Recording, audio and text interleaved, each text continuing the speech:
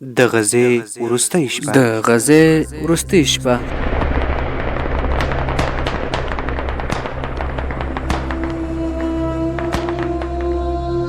کله چې له قبر څخه را وګرځېدو، یوه نجلۍ مو ولیده چې له پښو څخه یې وینې څڅېدې. یوې خور کې له ویرې څه ماشوم غېږ کې نیولې،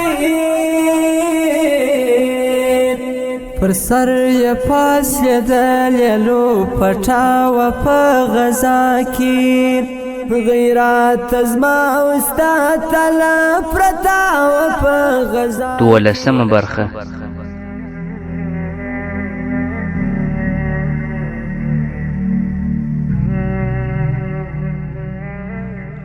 الحمد لله وكفى والصلاة والسلام على رسوله خير الورى، أما بعد. السلام علیکم ورحمة الله وبرکاته. محترم اوریدونکو، د الله جل جلاله څخه غواړم چې تاسو روغ جوړ او خوشاله یاست، او هیله لرم چې ژوند مو په خوښۍ کې تیریږي. محترم اوریدونکو، په تیره 11مه برخه کې مو وویل ماحیا سترګې وغړولې، ډاکټر ترې تللی و، د حسنات لمونې کش کړه، ویې ویل هغه کږدۍ چې وکته. حسنات وویل کومه کږدۍ؟ ماحیا وویل مخکې چې موږ پکښې اوسېدو. محترمو اوریدونکو، حسنات ورته وویل نه، ما نه ده لیدلې. ولې؟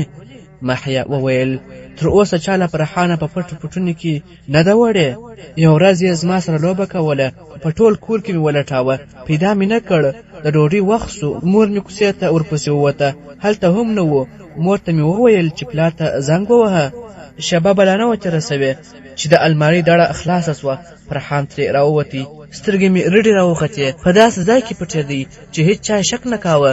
د حسنات څهره وغوړېده، ویې ویل ښایي فاطمې انا بل ځای لیدلی وي چې موټر ته منډه وهله. ماحیا وویل فرحانه که ګوتو ته راغلې زړه به در باندې یخ کړم. جوړه له روغتونه ووتې، الوتې رنګ یې په څهرو بېرته وغوړېدی. تیز تیز ګامونه یې اخیستل، یوې او بلې ته یې د تېر ژوند کیسې کولې، د غزې د ښکلا چې اوسنیو کنډوالو کې ښه ښکارېده. محترمو اوریدونکو، حسنات وپوښتل څومره لارې لا پاته ده؟ ماحیا وویل 10 دقیقې. حسنات وویل روغتون ته په 2 دقیقو کې راورسېدو. ماحیا وویل 1.5 ساعت کې. حسنات ودرېده، سیکه یې له پښو ختلې وه، ستړې څهره یې د ماحیا خواته ورواړوله، ویې ویل لږ به دمه سو. د کنډوالۍ په منځ کې کښېناستې، زړونه یې له ویرې دربېدل. شېبه وروسته بیا مزل پیل کړ. د ماحیا په شونډو وچ پوستکی پروت و، ژبه یې پرې تېره کړه، شونډې یې وسوځېدې. حسنات یې مټ وښوروله، ویې ویل ماحیا پنډغالۍ ته وګوره. کږدۍ نه ښکارېدې، په مځکه پنډ پنډ ایرې پرتې وې. دواړو منډه وکړه. حسنات ولوېده، بیا راپورته سوه، منډه یې تیزه کړه، له ماحیا مخکې سوه. ماحیا به کله منډه واخیسته، کله تیز تیز ګامونه. شېبه وروسته د حسنات څنګ ته ورسېده. حسنات په خاورو کې پښې وهلې، ځمکه ژوره سوې وه، په ژوره کې خاورې او ایرې ګړې وې، مړ دود ترې پورته کېده. حسنات په کریغو ویل یې انا اوس به چاته د یوسف صورت وایم، اوس به چاته قرآن کریم تلاوت کوم. ماحیا منډه واخیسته، د کږدیو انبار ایرې پر سترګو کې د ازغیو په څېر ښخېدې. په کوکو یې د فرحان نوم اخیسته، یوازې خپل غږ او د حسنات کریغې یې اورېدې. شېبه وروسته د حسنات مخې ته ودرېده، ویې ویل فرحان مې پیدا نه کړ. حسنات پورته سوه، ښی لاس یې کش کړ، کړس سو، د ماحیا له خولې لاړې او وینې پاتې سوې. د ماحیا پاسنۍ شونډه پرې سوه، په زامه کې یې وچ درد حس کړ. اوښلنې سترګې حسنات ته ونیولې، په ژړغوني غږ یې وویل ستاسو له لاسه مې انا وسوځېده. ماحیا شېبه چوپه خوله ولاړه وه، یوازې اوښکې یې له سترګو روانې وې. ماحیا په زړغوني غږ وویل ما هم فرحان تا ته سپارلی و، ته مې ګرمه نه کړې. د حسنات سر وځړېدی، ژورې سلګۍ یې له خولې وتلې. د ماحیا ژړغوني غږ پورته سو، ویې ویل د پلار له خوا مې انا نه په یاد کېږي، مشره مور د تسنیم ادې مې د خوب په څېر په یاد ده. فاطمه انا زما انا هم وه. د ماحیا وروستۍ خبره په ژړا کې ورکه سوه، ویې ویل ډېره راباندې ګرانه. حسنات سترګې پورته کړې، په لاره کې یې 2 سړي ولیدل، مخ پورته روان وه. منډه یې ور واخیسته، سړی ترې مخکې و، ژړغونی غږ یې پورته سو، ویې ویل ودرېږئ. دواړه لنډ راتاو سول. یوه وویل دلته څه کوې لورې؟ ځواب یې وانه اورېد. حسنات څنګ بدل کړ، ګوته یې مخامخ نیغه کړه، یو سړي بل ته وکتل، پټه خوله روان سوه، څنګ ته یې حسنات لړزېدلي ګامونه اخیستل. 2 سړي ژورې مځکې ته ورسېدل. عمر خوړلي وویل دلته څه دي؟ حسنات وویل انا. سړي وویل فکر نه کوم، تاسو څنګه جوړې پاتې سوي یاست؟ حسنات وویل موږ بل چیرته تللي وو، انا مو شاید چیرته تللي وي. حسنات وویل نه، ویل چې موږ تر راتلګه به انتظار کوي. بوډا د ځوان غوږ ته خوله ورنږدې کړه. ځوان یوې او بلې خواته وکتل، وړاندې ولاړې، د سوځلي موټر څنګ ته ودرېدی. د یوې تورې پلنې اوسپنې څوکه د موټر په ډډ راځړېدلې وه. لاسونه ور اوږده کړل، زور یې کړ، اوسپنه جلا نه سوه. کمیس یې وایستی، د اوسپنې له تیرو کونجو یې تاو کړ، بیا یې زور کړ، اوسپنه بنده وه. غاښونه یې وچیچل، اوسپنه یې 2 ځلې وخوځوله. له 3م ځل زور سره یې مخ سور واوښت، اوسپنه جلا سوه. سړی د شا په تخته ولګېدی، بېرته راپورته سو، کمیس یې واغوستی، اوسپنه یې راواخیسته، چټک ګامونه یې اوچت کړل. شېبه وروسته په ژوره کې د اوسپنې څوکه په نرم څا ننوته. اوسپنه یې راپورته کړه، په وینو سره وه، سر یې وځړېدی، له ژوره راپورته سو. د سپین ږیري په غوږ کې یې څه وویل. 2 لاسونه یې ډب وهل، څنګلې او مخونه په خاورو سپېره وه. لنډ راوګرځېدل، د قبلې خواته ودرېده. شېبه وروسته یې مخونه یوې او بلې خواته وګرځول، لاسونه یې لاپه کړل، بېرته لاسونه وځړېدل. ځوان د اوسپنې په پلنه خوله یې خاورې ټولې کړې. شېبه وروسته ژور ډک سو. سپین ږیري د ماحیا او حسنات په سر لاس کش کړ، د دواړو اوښکې یې پاکې کړې. ویې ویل لورانو صبر وکړئ، الله پاک شهیدان د جنت په نعمتونو نازوي. دې تورو ایرو ته مه ګورئ، انشاء الله لاندې به د جنت بخچه وي. 2 سړي روان سول. ماحیا ورپسې کتل، زړه یې ولړزېدی. په شېبه کې فرحان تر تورو خارو لاندې ولیدی. سترګې پټې کړې. 3 امبولانسونه یې مخې ته ودرېدل. د ډاکټر خبره ورپه زړه سوه، ښایي بل روغتون ته یې وړی وي. حسنات یې وکتل، د مجسمې په څېر ولاړه وه. ورو یې ورته وویل اوس څه وکړو؟ حسنات وویل صبر ماحیا صبر. حسنات په خاورو کې کښېناستله. په ژړغوني غږ یې وویل انا، د یوسف صورت په وروستي ځل درته وایم، هیله ده په جنت کې بیا یو ځای سو. حسنات ښی لاس غوږ ته پورته کړ، لندې سترګې یې پټې کړې. خوږ او لړزانده غږ یې له خولې وپورته سو. ماحیا یې غلې څنګ ته کښېناسته. شېبه وروسته د الوتکې کړڅنده غږ ولګېد. ماحیا له ویرې راپورته سوه. حسنات په خپل ځای ناسته وه. ماحیا لاس ور اوږد کړ، د حسنات سر ځړېدلی و. وړاندې د چاودنو غږونه پورته سول. الوتکه بیا راوګرځېده. کړڅنده غږ یې د ماحیا په بدن لړزه راوسته. کریغ یې پورته سوې، ویل یې خیر دی پورته سه، ستا پرته بل څوک نه لرم. حسنات لړزې واخیسته، لاسونه یې په مځکه تکیه کړل، په سختي راپورته سوه. 2 وړاندې ولاړې. د حسنات له خولې خاموشه سلګۍ وتې. د ماحیا کریغې د چاودنو په غږونو کې نه اورېدل کېدې. یوې کنډوالې ته ورسېدې. شاته یې وکتل، سپېره بړبوکې د پنډغالۍ په انګړ ځغلې ده. محترمو اوریدونکو، ماحیا غوږونه څک کړل، خندا یې تر غوږ سوه. حیرانه څهره یې ونیول. حسنات ته یې وکتل، سترګې سرې ځلېدې، مخکې ولاړې. څو تنه یې ولیدل، په بیرودلو څهرو یې مسکا پرته وه. یوې ښځې سپین جامې اغوستې وې، د پلاستیکي ګلانو ګېډۍ یې په لاس کې وه. څنګ ته یې یو ځوان ګامونه اخیستل، جامې یې پاکې ښکارېدې. د ښځې لمن د کنډوالو په ټوټو ښخېدې. یو کوچنی تیت سو، د ښځې لمن یې په لاس کې پورته کړه. ماحیا په زړه کې وویل په کنډوالۍ کې واده؟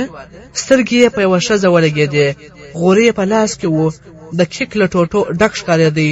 نږدې ورغله، ښځه یې له لمن کش کړه، ویې ویل وږي یو. ښځې یوه ټوټه ماحیا ته ونیول، بله ټوټه یې حسنات ته وخوځوله. حسنات سرې سترګې د کیک په سپینو لیکو کې ګنډلې وې.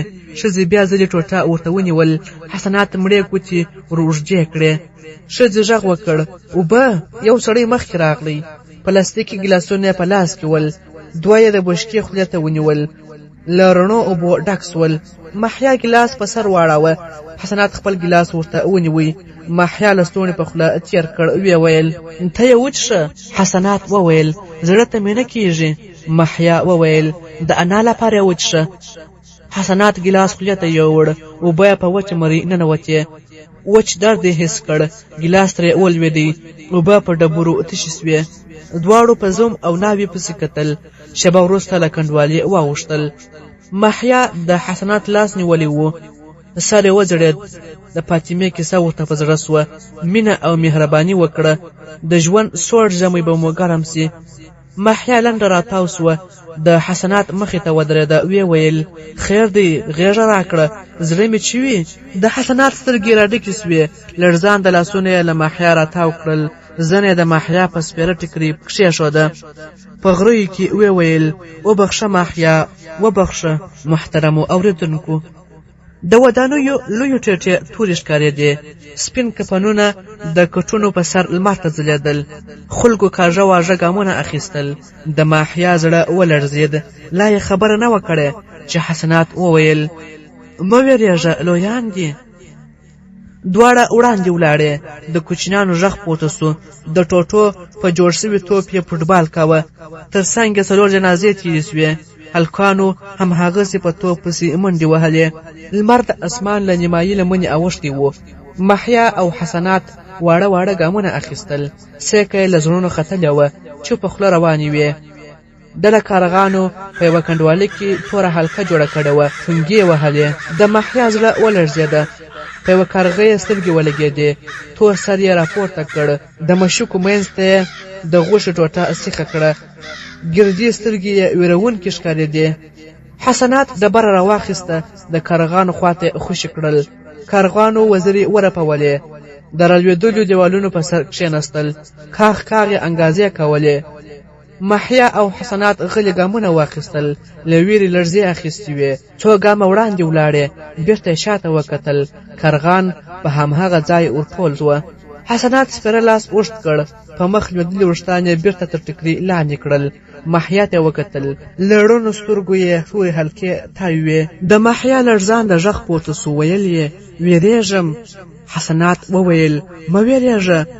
ماحیا وویل له ذهن مې د کارغانو ټونګې او وینې لړلې مشوکې نه وځي. چوپتیا په منځ کې خوره سوه. 2 ګامه وړاندې د حسنات شونډې وخوځېدې. ویې ویل ولې څوک په مخه نه راځي؟ ښایي زه او ته ژوندي یو. ماحیا غری واخیسته. ویل یې داسې مه وایه حسنات، له فرحان پرته ژوند نسم کولی. شېبه وروسته یې یو سړی ولیدی. د ماحیا څېره وغوړېده. په منډه یې مخې ته ودرېده. ناوړې یې تېرې کړې. ویې ویل کاکا، روغتون ته څومره لاره پاتې ده؟ سړي وویل ډېره. د ماحیا سر وځړېد. سړي وویل له روغتونه یې ځینې ټپیان رخصت کړل، ځای نه کېدی. د ماحیا سترګې رډې راووتې. ویې ویل کوچنیان هم وه؟ سړي وویل هو، ډېر کوچنیان یې له انګړه راووتل. ماحیا وویل څه سول؟ سړي وویل ځینې په خپله مخه ولاړه، ډېری یې یوه پنډغالۍ ته بوتلل. د ماحیا او حسنات څهرې وغوړېدې. ګړندي مزل یې کاوه. په یوه ځای کې کښېناستې. یوې او بلې دیوال ته سرونه تکیه کړل. سترګې پټې سوې. په شېبه کې یې په ویرجنو څهرو خوب پرېوتی. شېبه وروسته نری غږ ولګېد. ماحیا سترګې وموښلې. پیشو یې تر سترګو سوه. د مخ یوه پښه یې غونجه نیولې وه. پیشو نږدې سوه. سر یې د ماحیا په ګونډه کښېښود. ماحیا ځان وخوځاوه. ګونډه یې د پیشو له ماتې پښې سره ولګېده. پیشو له وخت سره پورته ترپ کړل. د حسنات سترګې رډې راووتې. زړه یې تېزه درزا وکړه. ژوره ساه یې واخیسته. ماحیا ورنږدې سوه.